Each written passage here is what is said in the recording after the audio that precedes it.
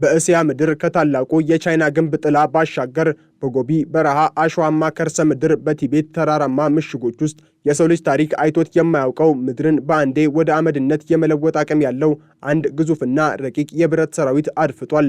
ይህ መሳሪያ እንደ ተራ ሚሳኤል የሚታይ አይደለም። እርሱ የቻይና የሺህ ዓመታት ትዕቢት፣ የቤጂንግ የዓለም የበላይነት ህልምና የምዕራባውያን ኃያልነት ማክተሚያ ተደርጎ የሚወሰድ የምስራቅ ንፋስ ነው። ይህ በምስጢራዊ የከርሰ ምድር ምሽጎች ውስጥ እንደ ገዳይ ዘንዶ ተደብቆ ትዕዛዝ የሚጠብቀው መሳሪያ ዶንግፌንግ ይባላል። ዛሬ ላይ ይህ ንፋስ ዝም ብሎ አየር አይደለም። ይልቁንም አሜሪካና የኔቶ አጋሮቿን ሰላም የነሳ የፓስፊክ ውቅያኖስን ወደ እቶን እሳትነት የመለወጥ አቅም ያለውና የዓለምን የኃይል ሚዛን ወደ ምስራቅ የጠመዘዘ ስልታዊ መብረቅ ነው። የዚህን ታላቅ መሳሪያ ታሪካዊ መሰረት ለመረዳት ወደ ኋላ ወደ ቻይና የጥንት ስልጣኔና ወደ ቅርብ ጊዜው የፖለቲካ ንቃት መመለስ የግድ ይላል። ዶንግፌንግ የሚለው ቃል ትርጉሙ የምስራቅ ንፋስ ማለት ሲሆን ስያሜው የተወለደው ከታላቁ የቻይና መሪ ማኦ ሴቱንግ ታሪካዊ ንግግር ነው። ማኦ የምስራቁ ንፋስ በምዕራቡ ንፋስ ላይ የበላይነት ይኖረዋል ሲሉ የተነበዩት ትንቢት ዛሬ በቴክኖሎጂ ተተርጉሞ ለዓለም ስጋት ሆኗል። ቻይና ይህንን የሚሳኤል ፕሮጀክት ስትጀምር በ19ኛው እና በ20ኛው ክፍለ ዘመን በምዕራባውያን ኃይሎች የደረሰባትን የ100 ዓመታት ውርደት ለመበቀልና ዳግመኛ በማንም የማትደፈር ኃያል ሀገር ለመሆን የገባችው ቃል ኪዳን ውጤት ነው። በተለይም እንደ አውሮፓውያኑ አቆጣጠር በ1996 የተከሰተው የታይዋን ስትሬት ቀውስ ለቻይና ትልቅ የለውጥ ጥበብ ነበር።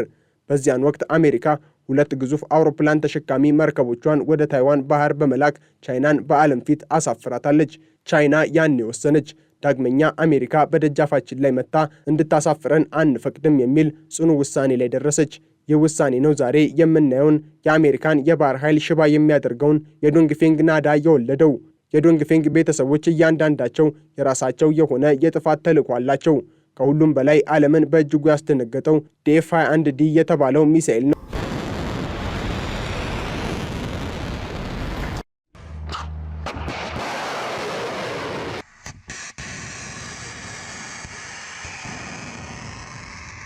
ይህ መሳሪያ በወታደራዊ ተንታኞች ዘንድ የአውሮፕላን ተሸካሚ መርከቦች ገዳይ የሚል ቅጽል ስም ተሰጥቶታል። አሜሪካ ለዓመታት በዓለም ባህሮች ላይ ያላትን የበላይነት ያስጠበቀችው በቢሊዮን ዶላር በሚቆጠሩና የማይነኩ በሚባሉ ግዙፍ የጦር መርከቦቿ ነበር። DF-21D ግን ይህንን ታሪክ ቀይሮታል። ይህ ሚሳኤል ከጠፈር ወደ ታች እንደ መለኮታዊ ቁጣ ሲወርድ ፍጥነቱ ከድምፅ ፍጥነት ከ10 እጥፍ በላይ ይበልጣል። ከ2000 ኪሎ ሜትር ርቀት ላይ ሆኖ በከፍተኛ ፍጥነት የምትንቀሳቀስን መርከብ በትክክለኛነት የመምታት አቅሙ የፊዚክስ ሕግጋትን የሚጻረር ይመስላል።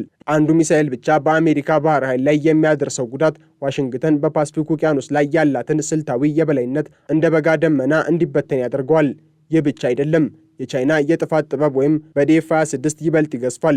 ይህ ሚሳኤል የጓም ኤክስፕረስ ተብሎም ይጠራል። ስያሜው የመጣው በፓስፊክ ውቅያኖስ የሚገኘውን ትልቁን የአሜሪካ ጦር ሰፈር ጓምን በአንዴ የማውደም አቅም ስላለው ነው። DF-26 ከ4000 ኪሎ ሜትር በላይ የመጓዝ አቅም ያለው ሲሆን በውስጡም ኒውክሌርን ወይም ተራ ፈንጂዎችን የመሸከም ድርብ ብቃት አለው። ይህ መሳሪያ ቻይና የመጀመሪያው የደሴት ሰንሰለት የምትለውን መከላከያ ሰብሮ በመውጣት አሜሪካን ከእስያ ዳርቻዎች እንድትርቅ የሚያስገድድ የሞት መልእክተኛ ነው። ይሁን እንጂ የቻይና የቴክኖሎጂ ቁንጮና የሰው ልጅ የመጨረሻው ስጋት ተደርጎ የሚወሰደው DF-17 የተባለው ሃይፐርሶኒክ ሚሳኤል ነው።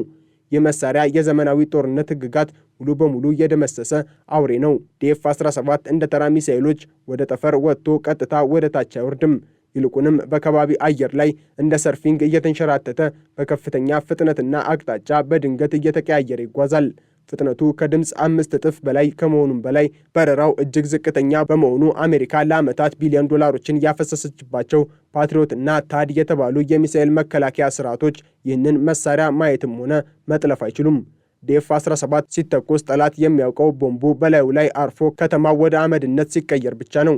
ይህ የዝምታው መብረቅ ቻይናን በዓለም የጦር መሳሪያ ውድድር ላይ ከአሜሪካና ከሩሲያ በላይ ቁንጮ ላይ አውጥቷታል። ከሁሉም በላይ የሚያስደነግጠውና የቻይና የፍርድ ቀን መሳሪያ ተብሎ የሚጠራው ግን DF-41 ነው። ይህ በዓለም ላይ እጅግ አስፈሪውና ረጅሙን ርቀት የሚጓዘው አህጉር አቋራጭ የኒውክሌር ሚሳኤል ነው።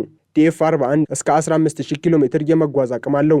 ይህ ማለት ቤጂንግ ሆኖ ሲተኮስ በ30 ደቂቃ ውስጥ ዋሽንግተን ዲሲን፣ ኒውዮርክን ወይም የትኛውንም የአውሮፓ ከተማ ወደ ጭስና አመድነት የመለወጥ አቅም አለው ማለት ነው። DF-41 በአንድ ጊዜ እስከ 10 የሚደርሱ ገዳይ የኒውክሌር አረሮችን ተሸክሞ ይበራል። ወደ ጠላት ምድር ሲቃረብ እነዚህ 10 አረሮች ተነጣጥለው ወደ ተለያዩ ከተሞች ይበተናሉ። የትኛውም የዓለም የመከላከያ ስርዓት 10ሩንም በአንዴ የመቅጣት አቅም የለውም። አንድ DF-41 ብቻ መላውን አሜሪካን ወደ ጨለማና ወደ ሬሳ ክምችትነት የመለወጥ መለኮታዊ ቁጣ የታጠቀ ኃይል ነው።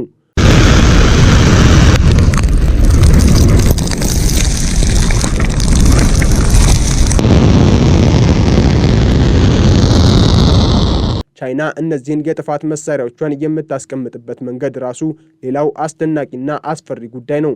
ቻይና በሺዎች የሚቆጠሩ ኪሎሜትሮች የሚረዝሙ በጥልቅ ድንጋያማ ተራሮች ስር የተቆፈሩ ምስጢራዊ የከርሰ ምድር ዋሻዎችን ገንብታለች። ይህ መቃብር የከርሰ ምድር ታላቁ ግንብ ይባላል። በእነዚህ ዋሻዎች ውስጥ በሺዎች የሚቆጠሩ የዶንግፌንግ ሚሳኤሎች በሞባይል ማስወንጨፊያዎች ላይ ተጭነው ልክ እንደ ደም ስር በመላው ሀገሪቱ ይንቀሳቀሳሉ።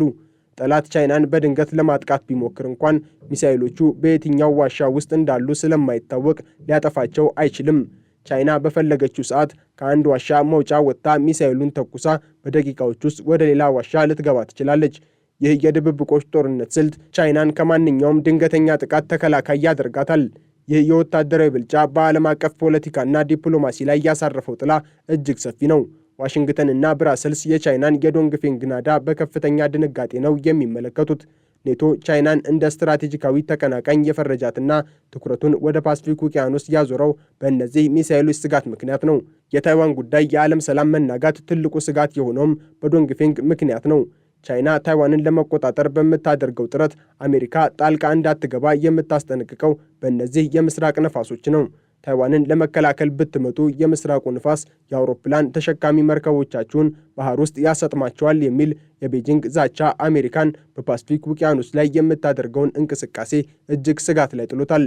ከዚህም በላይ የዶንግፌንግ ሚሳኤሎች ልማት ከአዲሱ የዓለም ስርዓት ፍጥጫ ጋር የተያያዘ ነው። አሜሪካ፣ እንግሊዝና አውስትራሊያ የፈጠሩት የአውኩስ ጥምረትና አውስትራሊያን በኒውክሌር ሰርጓጅ መርከቦች ለማስታጠቅ የተወሰነው ውሳኔ ይህንን የቻይናን የዶንግፌንግ የበላይነት ለመመከት የተደረገ ሙከራ ነው። ሆኖም ቻይና ይህንን እንቅስቃሴ እንደ የቀዝቃዛው ጦርነት ቅሪት በመፈረጅ የሚሳኤል አቅሟን ይበልጥ እያሳደገች ትገኛለች።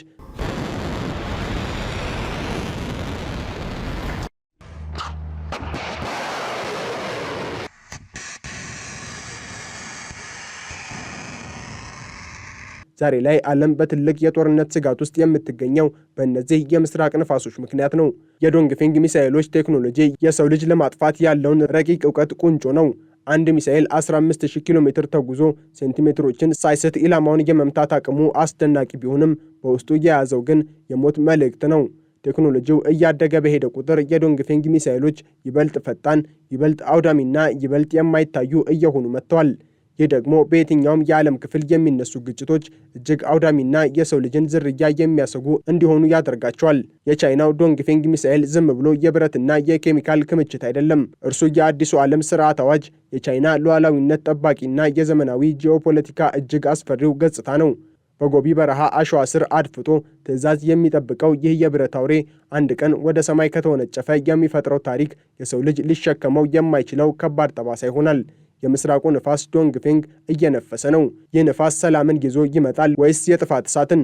መልሱ ያለው በቤጂንግና በዋሽንግተን መሪዎች ብልሃት ላይ ነው። ነገር ግን አንድ እውነት ግልጽ ነው። ዶንግፌንግ ስሙ ንፋስ ነው፣ ግብሩ ግን እሳት ነው። ይህ እሳት ደግሞ አንዴ ከተተኮሰ አሸናፊ የለውም። ያለው አመድና የሞተ ተስፋ ብቻ ነው። ዓለም ትንፋሿን ውጣ የዚህን የድራጎን እስትንፋስ እጣ ፈንታ እየተጠባበቀች ትገኛለች። ቻይና ይህንን መሳሪያ በታጠቀችበት በዚህ ዘመን የምዕራባውያን የበላይነት እንደ በጋ ደመና እየተበተነ መሆኑን የዶንግፌንግ ጥላ ይመሰክራል። ይህ የጥፋት አባት በዓለም ዙሪያ ሰላምን ነስቶ እንደ ገዳይ አውሬ አድፍጦ ይኖራል። በምድራችን ሰፊው የውሃ አካል በሆነው በፓስፊክ ውቅያኖስ ላይ ዛሬ ሁለት ግዙፍና የማይታረቁ ዓለማት ፊት ለፊት ተፋጠዋል። በአንድ በኩል ለግማሽ ክፍለ ዘመን የዓለምን የባህር ላይ የበላይነት በእጇ የጨበጠችው በ11ዱ የኒውክሌር አውሮፕላን ተሸካሚ መርከቦቿ የምድርን ውቅያኖሶች እንደ ግል ጓሮዋ የምታዝባት አሜሪካ ስትቆም፣ በሌላ በኩል ደግሞ ከሺህ ዓመታት እንቅልፏ የነቃችው የታሪካዊ ውርደቷን በቀል ለመወጣት የቆረጠችውና የምስራቁ ድራጎን ተብላ የምትጠራው ቻይና ትገኛለች። ይህ ፍጥጫ ዝም ብሎ የድንበር ይገባኛል ጥያቄ አይደለም። እርሱ የዓለምን ቀጣይ 100 ዓመታት ማን ይምራ የሚለው ጥያቄ በደምና በእሳት ለመመለስ የሚደረግ የታሪክ ታላቁ ቁማር ነው። በዚህ ታላቁ የኃይል ቼዝ ጨዋታ ላይ ደግሞ ቻይና እንደ መለኮት ቁጣ የምትመዘው የምዕራባውያንን የጦር መርከቦች እንደ ሰም የሚያቀልጠውና የአሜሪካን ኩራት የሰባበረው ብቸኛው መሳሪያ የዶንግፌንግ ሚሳኤል ቤተሰብ ነው።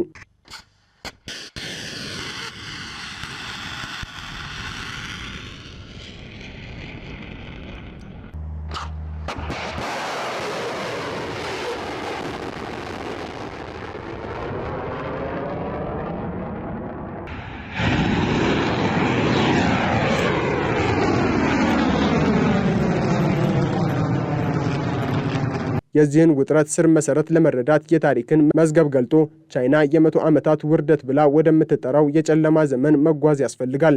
በ19ኛው ክፍለ ዘመን በታላቋ ብሪታንያ በሌሎች ምዕራባውያን ኃይሎች የደረሰባት የአደገኛ እጽ ጦርነትና ወረራ ቻይናን ለዘመናት በዓለም ፊት እንድታፍርና እንድትዋረድ አድርጓታል።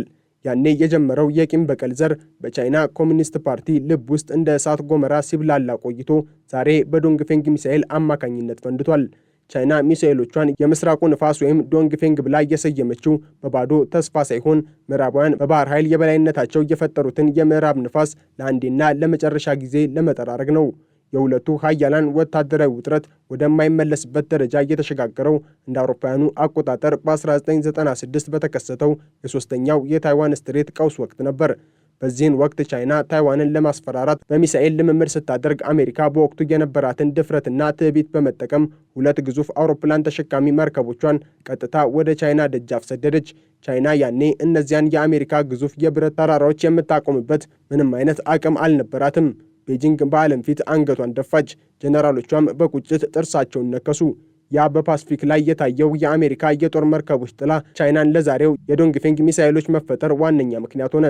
ቻይና ያኔ ወሰነች። ዛሬ ላይ ያ ቁጭት የወለደው DF-21 የተባለ ሚሳኤል የአሜሪካን የባህር ኃይል ስትራቴጂ ሙሉ በሙሉ ሽባ አድርጎታል።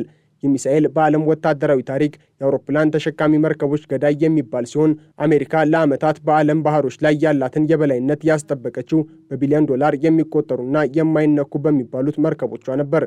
DF-21 ግን ይህንን ታሪክ ሰብሮታል። የሚሳኤል ከጠፈር ወደ ታች እንደ እሳታማ መቅሰፍት ሲወርድ የትኛውም የራዳር መከላከያ ስርዓት ሊያቆሙ አይችልም። ቻይና ይህንን መሳሪያ በመታጠቋ ብቻ አሜሪካ በደቡብ ቻይና ባህርና በታይዋን ዙሪያ የምታደርገውን እንቅስቃሴ በከፍተኛ ጥንቃቄ እንድታከናውን ተገዳለች። ምክንያቱም አንዲት የአሜሪካ መርከብ ወደ ቻይና ወሰን ብትጠጋ በ1000 ኪሎ ሜትሮች ርቀት ላይ ያለን የዶንግፌንግ ቁልፍ ተጭኖ መርከቧን ወደ ብረት ፍርስራሽነት ሊቀይራት ይችላል። በቻይናና በአሜሪካ መካከል ያለው ወታደራዊ ውጥረት ሌላው ትልቅ መልክ የሚይዘው በደሴቶቹ ሰንሰለት ፖለቲካ ላይ ነው። አሜሪካ ቻይናን በፓስፊክ ውቅያኖስ ውስጥ ላለማስወጣት ከጃፓን እስከ ፊሊፒንስ ያሉትን ደሴቶች እንደ መከላከያ ግንብ ትጠቀማቸዋለች። ቻይና ግን ይህንን ግንብ ለመስበር DF-26 የተባለውን የጓም ኤክስፕረስ መዘዘች። የሚሳኤል በፓስፊክ ውቅያኖስ እምብርት የሚገኘውን ትልቁን የአሜሪካ ጦር ሰፈር ጓምን ከቻይና ምድር ሳይነሱ አመድ የማድረግ አቅም አለው። ይህ ማለት አሜሪካ ከእስያ ዳርቻዎች ተገፍታ ወደ መሃል ውቅያኖስ እንድትሸሽ የሚያስገድዳት የድራጎኑ እሳታማ ክንድ ነው። ውጥረቱ ይበልጥ እየከረረ የመጣው ቻይና DF-17 የተባለውን ሃይፐርሶኒክ ሚሳኤል ይፋ ካደረገች በኋላ ነው። ይህ መሳሪያ የአሜሪካን የሚሳኤል መከላከያ ጋሻ እንደ ቀጭን መስታወት ከንቱ አድርጎታል። DF-17 በሰከንድ ውስጥ በሚያደርገው እጅግ ፈጣንና የማይገመት በረራ ዋሽንግተን ዲሲን ወይም የትኛውንም የአሜሪካን ከተማ ያለምንም ቅድመ ማስጠንቀቂያ የመምታት አቅም አለው። አሜሪካ ይህንን ስጋት ለመመከት ከእንግሊዝ እና ከአውስትራሊያ ጋር በመሆን ጥምረት ብትፈጥርም የቻይናው ዶንግፌንግ ግን ቀድሞ ቦታውን ይዟል። ኔቶ ቻይናን እንደ ስልታዊ ስጋት የፈረጃትም እነዚህ ሚሳኤሎች አውሮፓንና አሜሪካን በአንዴ ወደ ጨለማ የመለወጥ ኃይል ስላላቸው ነው። ከሁሉ በላይ ግን የሚያስደነግጠው DF-41 የተባለው የፍርድ ቀን መሳሪያ ነው። የሚሳኤል 15000 ኪሎ ሜትር ተጉዞ የአሜሪካን አህጉር በ30 ደቂቃ ውስጥ ወደ መቃብር ስፍራነት ሊቀይረው ይችላል። አንድ DF-41 ብቻ 10 የኒውክሌር አረሮችን ተሸክሞ ይበራል። እነዚህ አረሮች ደግሞ በጠላት ሰማይ ላይ ሲበተኑ የትኛውም የመከላከያ ስርዓት ሊያቆማቸው አይችልም። ይህ መሳሪያ በቻይናና በአሜሪካ መካከል ያለውን የኃይል ሚዛን ሙሉ በሙሉ አፍርሶታል። ቻይናን ደግሞ በዓለም መድረክ ላይ የማይደፈር ኃያል አድርጓታል። በቻይናና በአሜሪካ መካከል ያለው ወታደራዊ ውጥረት ታሪክና ቴክኖሎጂ የተጋመዱበት የቂምና የኃይል ፍጥጫ ነው። የዶንግፌንግ ሚሳኤሎች ዝም ብለው የብረት ክምችቶች አይደሉም። እነሱ የቻይና የታሪክ በቀል መተግበሪያዎች፣ የአሜሪካ የበላይነት መቃብሮችና የዘመናዊ ጂኦፖለቲካ እጅግ አስፈሪ ገጽታዎች ናቸው። በአሁኑ ሰዓት በፓስፊክ ሰማይ ስር አድፍጠው የሚገኙት እነዚህ የብረት አውሬዎች አንድ ቀን በትዕዛዝ ከተነሱ የሚፈጥሩት ታሪክ የሰው ልጅ ስልጣኔ ፍጻሜ ሊሆን ይችላል።